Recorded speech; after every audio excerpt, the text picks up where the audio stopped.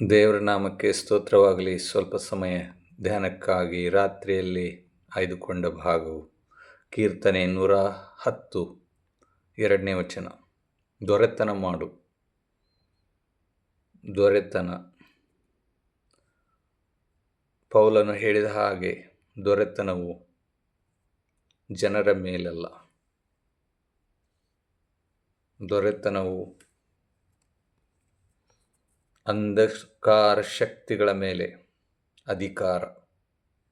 ಅದು ಯೇಸು ಕ್ರಿಸ್ತನು ನಮಗೆ ಕೊಟ್ಟಿರುವಂಥದ್ದು. ಜನರ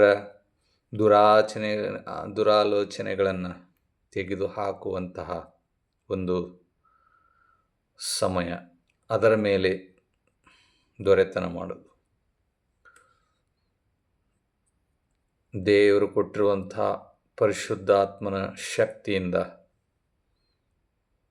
ದೊರೆತನ ಮಾಡುವಂಥದ್ದು, ಅರಸರು ಮಾಡುವಂತಹ ದೊರೆತನ. ಯೇಸು ಕ್ರಿಸ್ತನನ್ನು ನಂಬಿದವರು ರಾಜ್ಯಾಧಿಕಾರವನ್ನು ಹೊಂದಿದ್ದಾರೆ. ಆ ರಾಜ್ಯಾಧಿಕಾರದಲ್ಲಿ ನಾವು ದೊರೆತನ ಮಾಡುವಂಥದ್ದು. ಆಳ್ವಿಕೆ, ರಾಜನ ಆಳ್ವಿಕೆ ಮಾಡಲಿಕ್ಕೆ ದೇವರು ನಮಗೆ ತನ್ನ ಆತ್ಮನ ಶಕ್ತಿಯನ್ನು ಕೊಟ್ಟಿದ್ದಾನೆ. ಯೆಹೋವನು ನಿನ್ನ ರಾಜ್ಯದಂಡದ ಆಳ್ವಿಕೆಯನ್ನು ಚೀಯೋನಿನ ಹೊರಗೂ ಹಬ್ಬಿಸುವನು, ನಿನ್ನ ವೈರಿಗಳ ಮಧ್ಯದಲ್ಲಿ ದೊರೆತನ ಮಾಡು ಎಂಬುದಾಗಿ ಬರೆಯಲ್ಪಟ್ಟಿದೆ. ಅಂಧಕಾರ ಶಕ್ತಿಯ ಮೇಲೆ ದೊರೆತನ, ಸಾತಾನ ಶಕ್ತಿಯ ಮೇಲೆ ದೊರೆತನ ಮಾಡುವುದು ಎನ್ನುವಂಥದ್ದು ನಮಗೆ ಕರ್ತನು ಕೊಟ್ಟಿರುವ ಆಜ್ಞೆ. ಆತನು ಆದಿ ಕಾಲದಲ್ಲಿ, ಅಂದರೆ ಸೃಷ್ಟಿ ಆದ ಮೇಲೆ ಜಲಚರಾಚರಗಳ ಮೇಲೆ, ಪಶು ಪಕ್ಷಿ ಮೇಲೆ, ಕ್ರಿಮಿಕೀಟಗಳ ಮೇಲೆ, ಪ್ರಾಣಿಗಳ ಮೇಲೆ, ಈ ಭೂಮಿಯ ಮೇಲೆ, ಪರಿಸರದ ಮೇಲೆ, ಸಮುದ್ರದಲ್ಲಿರುವ ಮೀನುಗಳ ಮೇಲೆ ನೀವು ಅಧಿಕಾರ ನಡೆಸಿರಿ ಎಂಬುದಾಗಿ ದೇವರು ಆದಮ್ ಅವರಿಗೆ ಅಧಿಕಾರವನ್ನು ಕೊಟ್ಟನು.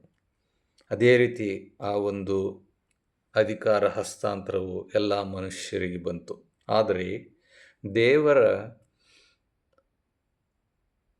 ಮಾತಿನ ಅನುಸಾರವಾಗಿ, ದೇವರು ಮಾಡಿರುವಂತಹ ನಿಯಮಗಳ ಅನುಸಾರವಾಗಿ ನಡೆಯುವುದಾದರೆ ನಾವು ಅರಸರಾಗಿದ್ದೇವೆ. ಆತನು ನಿಮ್ಮನ್ನು ನೋಡುವಾಗೆಲ್ಲ ಅರಸರನ್ನಾಗಿ, ಯಾಜಕರನ್ನಾಗಿ ಕಾಣುವನು. ಪ್ರಕಟಣೆ 1:6 ಹೇಳಿರುವಂತೆ ತಂದೆ ದೇವರ ಮುಂದೆ ಒಂದು ರಾಜ್ಯವನ್ನಾಗಿಯೂ ಯಾಜಕರಾಗಿಯೂ ಮಾಡಲ್ಪಟ್ಟಿದ್ದೇವೆ. ಕರ್ತನು ನಿಮಗೆ ದೊರೆತನವನ್ನು, ಅಧಿಕಾರವನ್ನು ಕೊಟ್ಟಿರುವಾಗ ನೀವು ಯಾಕೆ ಸಮಸ್ಯೆಗಳಿಂದ ಬಳಲುತ್ತಿರಬೇಕು? ಆತನು ಕೊಟ್ಟಿರುವ ಅಧಿಕಾರವನ್ನು ನಾವು ಉಪಯೋಗಿಸಬೇಕು. ಹೌದು, ಅದನ್ನು ದೇವರಿಂದ ಮತ್ತೊಂದು ಸಾರಿ ಪಡೆದುಕೊಳ್ಳಲಿಕ್ಕೆ ಪ್ರಯತ್ನ ಪಡಬೇಕು. ದೇವರನ್ನು ಒಲಿಸಿಕೊಳ್ಳಬೇಕು. ದೇವರು ಒಲಿಯಬೇಕಾದರೆ ನಾವು ದೇವರು ಹೇಳಿರುವ ಆಜ್ಞೆಗಳಿಗೆ ಅನುಸಾರವಾಗಿ ನಡೆಯಬೇಕಾಗಿದೆ. ಸೈತಾನನು ಅನೇಕರ ಬಳಿ ಬಂದು, ನಾನು ನಿಮ್ಮನ್ನು ಏನು ಮಾಡುವೆನು ನೋಡು, ನಿನ್ನ ಕುಟುಂಬವನ್ನೇ ನಾಶ ಮಾಡುವೆ ಎಂದು ನಿಮಗೆ ಸವಾಲು ಹಾಕಬಹುದು. ನಿನ್ನನ್ನು ಈ ಪಾಪದಲ್ಲಿ ಸಿಕ್ಕಿಸುವೆನು, ನಿನ್ನ ಹೆಸರನ್ನು ಕೆಡಿಸುವೆನು ಎಂದು ಹೇಳಬಹುದು. ಅವನ ಮಾತುಗಳನ್ನು ಕೇಳಿ ನೀವು ಹೆದರುವುದಕ್ಕಾಗಿ ಕರೆಯಲ್ಪಟ್ಟವರಲ್ಲ. ನಿಮಗೆ ಕೊಟ್ಟಿರುವ ಅಧಿಕಾರದಿಂದ ಸೈತಾನನೇ ತೊಲಗಿ ಹೋಗು ಎಂದು ಹೊಡೆದೋಡಿಸಿರಿ. ನೋಡಿರಿ, ಹಾವುಗಳನ್ನು, ಚೇಳುಗಳನ್ನು, ವೈರಿಯ ಸಮಸ್ತ ಬಲವನ್ನು ತುಳಿಯುವುದಕ್ಕೆ ನಿಮಗೆ ಅಧಿಕಾರ ಕೊಟ್ಟಿದ್ದೇನೆ ಎಂದು ಕರ್ತನು ಹೇಳಿರುವನು. ಕರ್ತನು ಶಿಷ್ಯರಿಗೆ ತಿಳಿಸಿದನು. ಸರ್ಪಗಳ ಮೇಲೆ, ಪ್ರಾಣಿಗಳ ಮೇಲೆ ಒಡೆತನ, ಅಧಿಕಾರವನ್ನು ಮಾಡುವಂಥದ್ದು, ಅವುಗಳನ್ನು ಪಳಗಿಸುವಂಥ ಶಕ್ತಿ ಮನುಷ್ಯನಿಗೆ ಮಾತ್ರ ಕೊಟ್ಟಿದ್ದಾನೆ. ಅದನ್ನು ಅಧಿಕಾರದಿಂದ ನಾವು ದೇವರಿಂದ ಪಡೆದುಕೊಳ್ಳುವರಾಗಿರಬೇಕು. ಆತನ ಕಾರ್ಯಗಳನ್ನು ನಾವು ಮಾಡುವುದಾದರೆ ಆತನು ತಾನು ಹೇಳಿದ ವಾಗ್ದಾನಗಳನ್ನು, ತಾನು ಹೇಳಿದ ಮಾತುಗಳನ್ನು ನಮ್ಮಲ್ಲಿ ನೆರವೇರಿಸುವವನಾಗಿದ್ದಾನೆ. ಅಧಿಕಾರವನ್ನು ನಾವು ಪಡೆದವರಾಗಿ ಜೀವಿಸಲಿಕ್ಕೆ ಸಾಧ್ಯವಾಗುತ್ತೆ. ನೀವು ಆ ಅಧಿಕಾರವನ್ನು ಉಪಯೋಗಿಸಬೇಕು. ದೇವರು ಕೊಟ್ಟಿರುವ ಅಧಿಕಾರವನ್ನು ಸರಿಯಾದ ಸಮಯದಲ್ಲಿ ಆತನ ಮಹಿಮೆಗೋಸ್ಕರ ಉಪಯೋಗಿಸಲ್ಪಡಬೇಕು. ನೀವು ಅವುಗಳನ್ನು ಓಡಿಸಬೇಕೇ ಹೊರತು ಅವು ನಿಮ್ಮನ್ನು ಓಡಿಸಬಾರದು. ನೀವು ದೇವರ ಸಾರೂಪ್ಯದಲ್ಲಿ ಸೃಷ್ಟಿಸಲ್ಪಟ್ಟಿರುವಿರಿ. ನೀವು ಎಲ್ಲದರ ಮೇಲೆ ದೊರೆತನ ಮಾಡಬೇಕೆನ್ನುವುದೇ ದೇವರ ಚಿತ್ತ. ಪಾಪವು ನಿಮ್ಮ ಮೇಲೆ ದೊರೆತನ ಮಾಡಲು ಬಿಡಬೇಡಿರಿ. ಅಶುದ್ಧವಾದ ಆಲೋಚನೆಗಳು ನಿಮ್ಮ ಮೇಲೆ ದೊರೆತನ ಮಾಡದಿರಲಿ. ಸೈತಾನನಿಗೆ ಸ್ಥಳ ಕೊಡಬೇಡಿರಿ.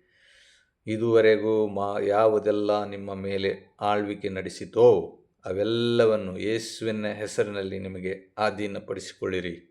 ರೋಗಗಳ ಮೇಲೆ ಜಯ ತೆಗೆದುಕೊಳ್ಳಿರಿ. ಅಶುದ್ಧಾತ್ಮಗಳನ್ನು ಯೇಸುವಿನ ಹೆಸರಿನಲ್ಲಿ ಓಡಿಸಿರಿ. ಕರ್ತನು ಸಕಲ ದೊರೆತನಗಳನ್ನು, ಅಧಿಕಾರಗಳನ್ನು ನಿಮಗೆ ಅಧೀನ ಮಾಡುವನು.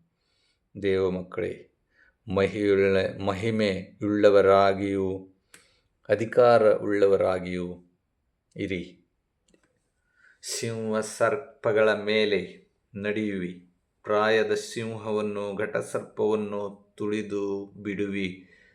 ಕೀರ್ತನೆ 91:13 ಓದುತ್ತೇವೆ. ದೇವರು ನಮಗೆ ಅಧಿಕಾರವನ್ನು ಕೊಟ್ಟಿದ್ದಾನೆ. ಒಳ್ಳೆಯದಕ್ಕಾಗಿ ಅಧಿಕಾರವನ್ನು ಕೊಟ್ಟಿದ್ದಾನೆ. ಅಧಿಕಾರ ಬರುವಾಗ ಅರಿತು ನಡೆ ಎಂಬುದಾಗಿ ಹಿರಿಯರು ಹೇಳಿದ್ದಾರೆ. ಅದರಂತೆ ನಡೆಯಲಿಕ್ಕೆ ನಮಗೆ ದೇವರು ಸಹಾಯ ಮಾಡಲಿ. ದೇವರು ನಮ್ಮನ್ನು ಅನುಗ್ರಹಿಸಲಿ.